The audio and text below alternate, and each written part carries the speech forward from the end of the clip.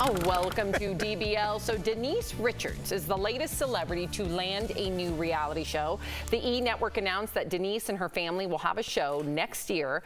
The working title is Denise Richards and the Wild Things, which is a reference to her hit 90s movie Wild Things. Denise has 2 adult daughters with her ex Charlie Sheen and a 13-year-old daughter. It is not clear if Charlie will make an appearance on the show. They were married for 4 years before divorcing in 2006. Last week, Alec Baldwin announced he was launching a reality show with his wife and 7 children. What do we think about this? I mean, I think a lot of people forget Denise Richards back in the day, like 16 years ago, 15 years ago, had a reality show. I thought it was on the E! Network. And I just remember she's actually a great subject because she is very unfiltered. In the original one, I think we have a picture. She had like a whole farm that lived in-house with her, from like donkeys and horses to pigs.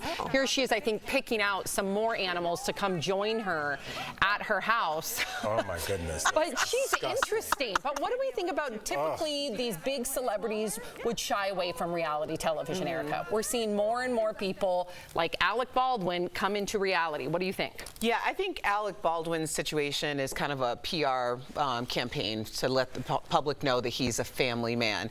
Denise Richards, I think that this is a good move for her because, like Garcelle Beauvais said at some point, she's like, I've been famous pretty much my whole life. But when I became reality TV show famous, she's like, that was a level of fame that like no one could have prepared me for. And Denise Richards was on Real Housewives of Beverly Hills for a season, and she's come back kind of as a guest role.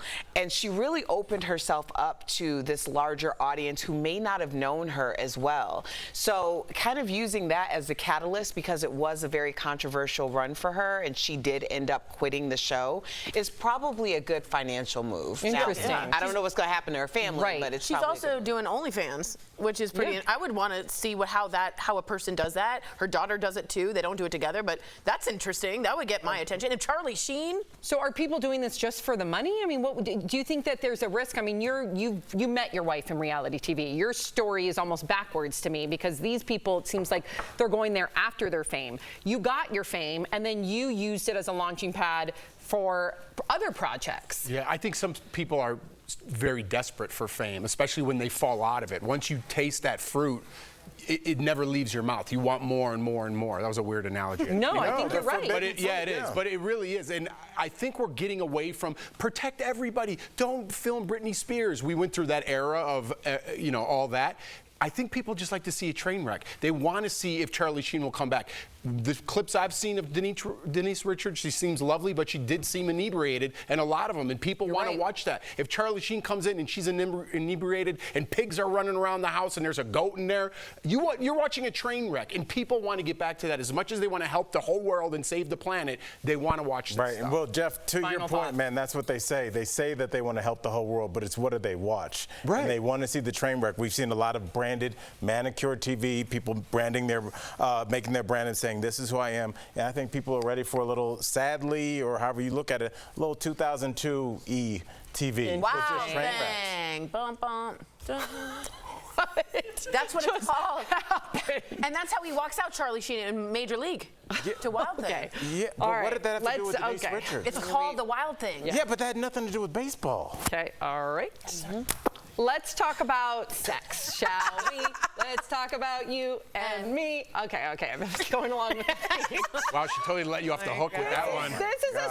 This was me segueing because the number of sex scenes, in major movies has gone down over the past 2 decades, if you could believe it. So the Oscar-winning film, Poor Things, got a lot of attention last year for its sex and nudity scenes. And Saltburn was another film that went viral for some of its graphic sex scenes. But films like these are on the decline. A new study says the number of sex scenes in major films has dropped by 40% since the year 2000. Recently, actors like Mahershala Ali and Penn Badgley have taken a stand against filming sex scenes. Actresses Blake Lively and Julia Roberts refuse to shoot graphic sex scenes, and SJP has a no nudity clause in all her contracts.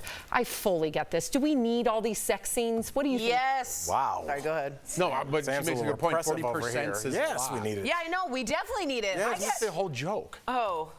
Never mind. Do you want to repeat it? Sing Wild Thing again. Wow, thing.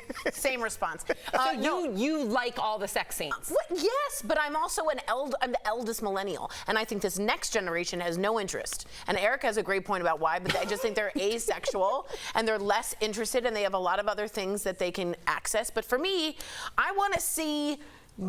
I'm old school because I like seeing the chemistry. Even the of two good- gratuitous ones like Saltburn. I liked the movie I Saltburn. loved Saltburn. I liked Saltburn. I didn't need all the gratuitous sex scenes. I did. I'm going to go the opposite of Tori, calling the generation beneath us asexual. They're less sexual. I think that there's asexual people in every generation. I don't think that this is an anomaly.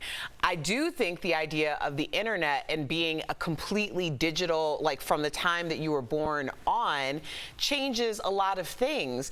These kids, young adults, grew up with the internet. They had access to nudity. If Jeff wanted to see a nudity, he had to get one of his friends to go into his dad's closet in order to get some Playboy that was underneath Jeff's the dad. Don't throw Keith under the bus like that. That's how you had to. It was like You're so right. So You're these right. kids are like, We have it. Sex, nudity.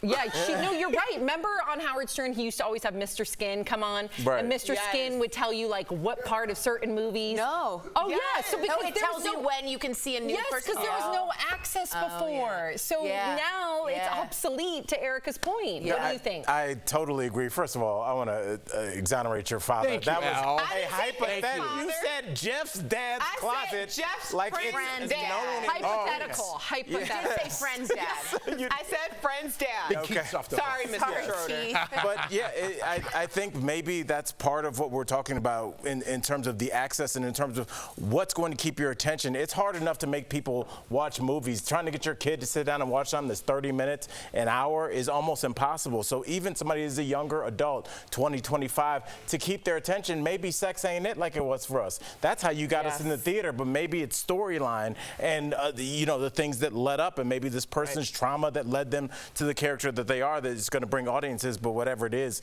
they need to figure that out, and we realize sex ain't it, and that's why it's not on the screen. I think sex is it. Okie dokie, artichoke.